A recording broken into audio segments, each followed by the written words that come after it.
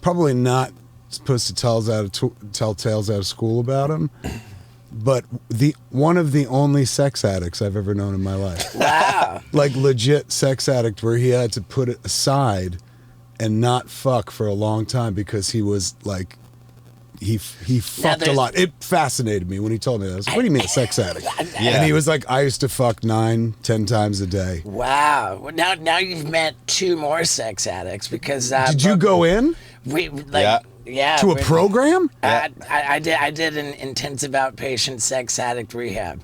Are you shitting me? I swear to God. What is the difference between I like sex and I need help? I mean, it's like a compulsive sex that causes shame. Is that Would right? be the definition. See, that I've never, it's never been a shame when I've had sex. It's been a fucking celebration. So I've never felt that. But my friend Malcolm is a bear in Toronto. And he was like, at one point, he was like, the day he told me he was gay, he's like, you gotta fucking go bear. If you went bear, you get so fucked, man. He's like, they ain't got no hot directors except Peter Jackson, and he lost the weight and shit. So Malcolm has always been selling me on it and whatnot, but Malcolm told me, selling you on being always a bear? trying. He's like, if you ever leave your wife, man, you could make her like a fucking bear bandit. But he has one of those apps, Growler, Grindr. Right. One of the, I've got the Grindr app. He lived on that app and was like having sex 4 or 5 times a day, and he said he felt that. Yeah, that shame. It was a foreign notion to me where I'm like, how could you? Like, you should feel fortunate, blessed. But he was just like, you just get to a place where it is absolutely meaningless. It's like brushing it's like your drinking teeth. Coors Light all day. You Yes. could just it doesn't do Well, anything. Who knew that was fucking possible except you fucking two? Right. That's what your podcast should be about. I started That's off fucking as endlessly his cock fascinating. block. What does that mean? Explain. Okay, first off, I'm gonna revise Scott's definition of addiction. Okay. Addiction in general, as it applies to any form of addiction, is continued behavior despite consequences. When something is fucking up your life, but you keep doing it anyway, and you can't stop doing it because you have this disease of addiction. So to where I met Scott, his brother and his brother's also a double winner as we speak. We should just start naming everybody. People listening, they're like, boy, I wish I knew any of these people. Right, a double winner meaning someone who's made it into 2 different 12-step fellowships. Is that right? For addiction. Double black belt. Right. And so that was, I met Scott through his brother. When I came out of my sex addict rehab, I had a bunch of tour dates on my schedule, and I was like, dude, I'm a dead duck, you know, especially because after every show. So wait, you're saying he was your sober living companion? What'd you call it? Cockblock? Cockblocker. It was my. You know who that's how I met Deeker. Okay. Deeker was Jay's SLP, there you his go. sober living pal, when he was in rehab, and they let him out for like, you could go to Comic-Con for 2 days, but you got to take a sober living companion with SLCs, I think they're called. We always called them sober living pal. So Deeker was Jay's sober living pal forever, and then that's how we met in the beginning. So you were that for sex? Yeah. Yep. So when you're the sober living pal for sex, so you're like, don't fuck her, I'll jerk you off. I'll take the bullet. I'm a good friend. We would share like a hotel room, so like there's no going back to the bringing chicks back or whatever. So And what does one feel like? You know, I'm not I like food, but not to the place where. Well, I guess I have liked food to the place where it was complicated because I had a fucking heart attack and almost died. So I guess I too am an addict. But I've never. The way I understand it, because I've known Jason forever, he's addict. Addict takes one addiction away, has to substitute it with another behavior. So if you take away sex, what do you substitute it with? Food. Is that right? So you tend to gain weight when you go to like sex rehab? I just lost 30 pounds. After a sex rehab? Well, and you're like, you know how I lost it? Fucking. A little, it can become a little bit of a whack-a-mole. Of a whack-a-mole, where you address one thing and another issue pops up. Oof. And I don't know that it's as simple as saying you just replace a behavior. I mean, like the whole concept of 12-step is sort of adopting a spiritual approach to life and service to others, and helping people. And now, can I ask this question? Of course. when you were using or whatever Yeah. you were addicted to, did you not feel those ways in general? Like, I think I that, know it means you're selfish because you're Sure. like, I want to do Right. things, but even I know high fucking people. They're always trying to help others out and shit like Right. that. They're always thinking of their fellow man after they're fixed up. I think I was generally pretty good guy. You know, I wasn't. You know, I towards the end of my run with drugs and alcohol, I developed an ability to be quite mean spirited. You know, I became kind of a nasty person, but being addicted does not necessarily mean you're a horrible person. Right. It's just that the nature of addiction just makes you, you know, like when your only priority is to keep getting your fix. It's a selfish dynamic and it's a spiritual approach that. Let me ask you this, because we are cut from a similar cloth. You are yourself for a living, Yeah. correct? Okay. You wouldn't argue that. Right. I started as a filmmaker, but I slowly became myself for a living. Now, I can't speak for you, but my favorite thing in the world to do, possibly even more than fuck, is be myself for a living, because it's Okay. just a mind fuck where it's just Sure. like I wake up and I'm on the job like that. That's fucking fantastic. Could that ever be an addiction? Absolutely. Is that right? Yeah. I mean, You're supposed to say no. What you the mean fuck? you mean fame or Well, not so much fame, but like I use my professional life to escape all manner of shit. A lot of people online, you know, over the course of the Trump presidency were like fucking and shit like that. I'm not that person. If something pisses me off, I'm like, I'm just gonna go right. Rather, because there's some shit you cannot do anything about. right. And in that way, it's like, well, I can't shape this world. I'm going to go shape my world. I could definitely do that, as have you. Look at this. We're in a fucking van recording a podcast. So you have shaped your world. Is there a place where that's possibly too much? Could that ever be an addiction? I think so. But I think that Like, you got to eat. right. You got to make a living. Right. In the past, like before I got clean and sober with drugs and alcohol, I had no ability to like turn it off. I was just crazy all the time. I was just 100%, you know, this wild guy, and I really identified as the persona of Steve-O. Right. And I was just crazy all the time. And I think that what's dangerous, whether it's an addiction or not, we can leave that aside, but what's dangerous is the idea of being identified with this persona and having your self-worth derived from your value as a commodity in the entertainment industry. That would be mine. Right. You might have just nailed it on the head, Doc. It's a dangerous true. dynamic, because when You're commodifying yourself, and then Right. you're right. You are only as good to yourself or as valuable you Right. feel as you are to the world. Right. So if you're not a part of the conversation, right, you're on a slippery slope. Yeah, it's true. Good point. When you derive your self-esteem from being in the spotlight, then I think that one way or another the spotlight will, you know, it'll shine elsewhere. Yeah. And even if it's on you, that's potentially scarier, because what about, you know, like our bodies deteriorate. We don't be, you know, that's the scariest thing for me, because I'm at my core just an attention whore from Adam out of the womb. Right. An attention whore. Right. Look at me. were you a class clown? Sure, big time. Right. And not even good at it. You know, like still, all of you're my just- behavior just alienated my peers. But But they noticed you. they did. and it occurs to me that in our society, like I would bet that if you surveyed 100 people, there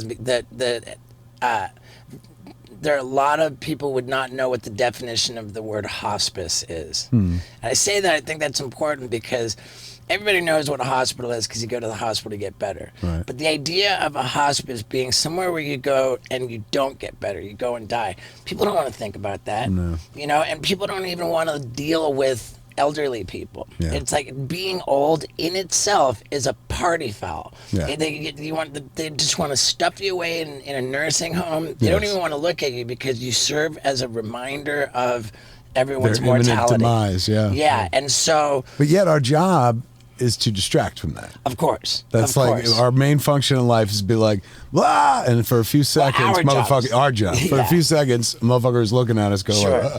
has forgotten Right. the ultimate truth, But which I- is like, I'm bound for hospice one day. Dude, 100%. Dude, this is shaping up to be a fascinating conversation because I couldn't agree with you more. I really couldn't. Now, being an attention whore and recognizing that elderly people are walking party fouls that nobody wants to pay attention to. Right. It's like now, You're like, wait a second. Yeah. There's an expiration date on this shit? right? That's so scary. A walking party foul. Well, here, That's what old people are. isn't it evolution though? You know, you began life as an attention whore. Yep. And undoubtedly got a lot of attention. Yep. So when one seeks and one finds and gets, that ameliorates what drove one in the first place. You got to grow. So I think you could be older. I don't think you'll ever be old like what the traditional old, but I think you'd be older and still hold a cool edge. I submit to you, George Carlin. Man was fucking cool until the moment he was gone. He's still cool now. He's been dead like fucking 10 years or more. And He was old. Yeah. I submit another one. Stan Lee, old as fuck. He was old from the moment I knew him. When they brought him to Mallrats, they told us, be careful. This man's 76. He could go at any minute. He lived another 20 years. And the man who said that to me, that he could go at any minute, died way before Stan Lee. Well, I think you'll maintain. I think you'll be you will redefine the silver fox. Well, thank you. I appreciate the kind words greatly. I do believe that as I've already kind of proven that I'm able to evolve. Absolutely. You know, and I think that I will have my own approach. When I get bummed out about the idea of being middle-aged, elderly, I think, man, you know, like I'm going to be these ages like in a fashion that nobody's ever done before. There you go, like, man. and- You get to recreate it. Right. If you look at a thing and you're like, well, I don't like how that thing is, you've spent your whole life changing that. Right. So why would this be any fucking different? You'll get to redefine age and people will be like, well, that's a way to do it. Fuck. Right. For And sure. then they'll invite the old man to the party. He won't be a party foul. Right, He'll be a I party love plus. that. Yeah, I love that. And going back to what I was saying about how I couldn't turn it off. Yeah. When I did, because dude, I was a fucking disaster. It was gnarly. It You- got really you're ugly. very Jason Musian. Yeah. Yes. Very like, very you much. guys are very much of the same cloth as well. It got ugly, especially because I think Jason Mewes was a little bit more like Isolating. isolated. He was more behind closed doors, Yes. and you'd have to be Eventually close to he know. got to that point because Right. once he got to like the harder stuff, once he was to heroin, that's not like, hey, who wants to hang out and do heroin? Like, you Right. want to talk about depressing people, Yeah, that really he bums talked him about it out. on the podcast that Yeah. like you took him to the mall and he had to stay with you. You guys were walking around or I, something. that was literally, I was a sober living companion before I Yeah. knew that you can get paid for that sort of thing. Fucking, oh yeah, absolutely. But yeah, it's he was the guy who would eventually be by himself. You seem like a Right. party guy that was like in the midst of it all. I put together a mailing list of 200 of the most influential people whose contact info I had, and barraged them around the clock, 24 hours a day, with my downward spiral. Sharing it. That's very kind of you. It was, Most people don't get to experience that. It was so you fascinating. give them a taste. I was an attention whore at my worst, but And a cautionary tale. for sure, for sure. And then getting sober, I kind of identified like, oh wow, you know, there's this like, you know, like the path that I was on wasn't headed anywhere good. So I really need to find some separation between the persona of Steve-O and then like whoever I am as a person, you know? Who now, when you think, you know, like there's a episode of Batman the animated series when he met the Mad Hatter, and the Mad Hatter, like, you know, he didn't know most of the episode he was in a dream, and at the end he fucking figures it out that he's in a dream and shit. And so, like, Alfred, I think it is, you know, the coda of the episode is just like, how did you figure it out? And he goes, because in the dream that Mad Hatter was creating for me, I was Bruce Wayne. And he was like, but when I really dream, I dream as Batman. So he knew, he's like, this is fake, this is unreal. Who do you dream as? Do you dream as the persona, or do you dream as the kid? Man, what a great question. What a cool and is there a difference between the two? There's a lot. It blends a lot. I would say I dream not as the persona. But what's interesting is the that persona like, lived the dream. Fuck. Right. Yeah. Yeah.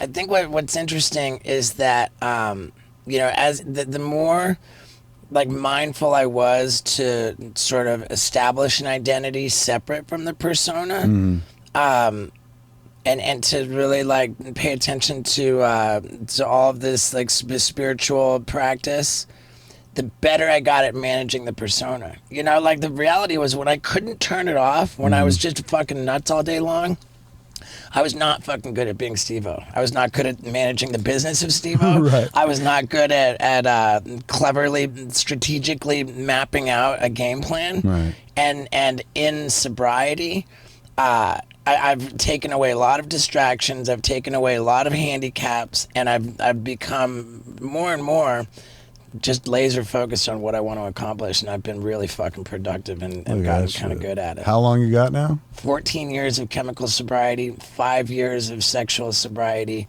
and now I'm like in the food deal. My latest run with food is I'm about 70 days of taking a photo of every single meal before I eat it and sending it to my mentor in the food program. What is that about? What do you mean? I just got so gnarly out of control with sugar. I don't even look as much like a guy. I mean, I've lost a lot of weight over the last 70 days. You have never occurred to me Right. as anything but a thin person. Well, But dude, like we'll leave a comedy club at night, and he'll get like 2 brownies with ice cream on it, and like Why? Why would you do that? it's just compulsive behavior. And the Is whole, it to compound the joy? Like you're coming off the stage and you're like, holy shit, I rocked it. I mean- the adrenaline high. Everyone in this room fucking loves me. What would make this better? Sex, booze, Right. drugs, food. For me, it's food. It's just like Right. I do Hollywood Babylon with Ralph, and we have for like 12 years. We used to do it at the Improv all the time. Now we're at Flappers in Burbank. With and stuff. Ralph. Ralph Garman is a friend of mine. He used to be on K-Rock. Okay, yeah, okay. In the morning show, the Kevin and Bean show. So him and I have been doing this podcast called Hollywood Babylon for like 12 years. It's a total like nightclub show. It's real fun and shit. But when the show is done, like Ralph hangs out at the bar and drinks and not like problematically, just Right. he enjoys that and hangs out with people and shit like that. I get in the car and I come home, and traditionally it was always like, now I'm gonna go to my office, I'm gonna like eat because I did good. I deserve this. I was very much and still am and will fight forever being a rewards eater. Okay. And it feels like your rewards everything. I mean, I think when you're, like I think- did it. I'm gonna Right. throw this on top. but I think in addiction, it's like if the you're shame. if you're bummed out, like you soothe yourself with your reward, whatever the comfort seeking behavior is. When is it okay though? When is it I just think- allowed to be a good thing and not? I think I think what addiction does come down to is like being addicted to shame, and I think like that's the kind of bottom line is like that would a core belief about yourself and like feeling shitty, and so you're doing things that make you feel shitty, and then like There's a So lot it's of that. self-fulfilling. There's a lot Yeah. of that. Is that based on Brene Brown. someone telling you like, "Hey, you're bad," or do you just feel bad? I think inside? like growing up, like thinking you're bad or doing whatever you kind of like were told as a kid, and then in your subconscious it kind of sticks around, so you seek out those behaviors that, like for example, this is an extreme version of it, but some kid I knew was born in a dumpster, so he thought he was a piece of shit, the fuck? Are so you serious? he would like sexually do things that like would make him feel like a piece of shit. How do you get born in a dumpster? Homeless. That's a tough one. It's like a homeless lady. Wow. His mom was homeless, and she. I mean, look, He was born in a that's dumpster. close to the Jesus story, right? Born in a manger, you know, Yeah. that's not a cool place to be born. But the sad thing is that it haunted him for the rest of his life, something he had no control over. Right. And- Yeah, but he was like, well, you know, he was pissed off at God, and he's like, well, you know, maybe I am a piece of shit. I was born in a trash can, and then like, so you know, that evolved into like just toxic behaviors that you carry out later because it kind of matches up with your core belief, what you think about yourself. Right. I think it's also a little bit erroneous to try to make logic of addiction too. True. You know, like you can't like always. It's true. You can't always figure out the origin of it. It's not like a direct Right. ABC correlation. It's Yeah, not. my sponsor always says it doesn't matter how the jackass got into the ditch, just get it out. Right, for sure. It doesn't matter what started the fire. Put the fucking fire out, right? Like, I think that clip was awesome, but not as awesome as my new book, A Hard Kick in the Nuts, What I've Learned from a Lifetime of Terrible Decisions, which is out September 27th, and if you pre-order it right now, you can get the autographed copy. So, get on it, man. Pre-order my book. It's not going to waste your time because I'm proven, dude. New York Times bestseller. My first book's 5-star rated on Amazon. And I have no doubt this one will be too. So get the autographed copy right now by pre-ordering it at stevo.com. Yeah, dude.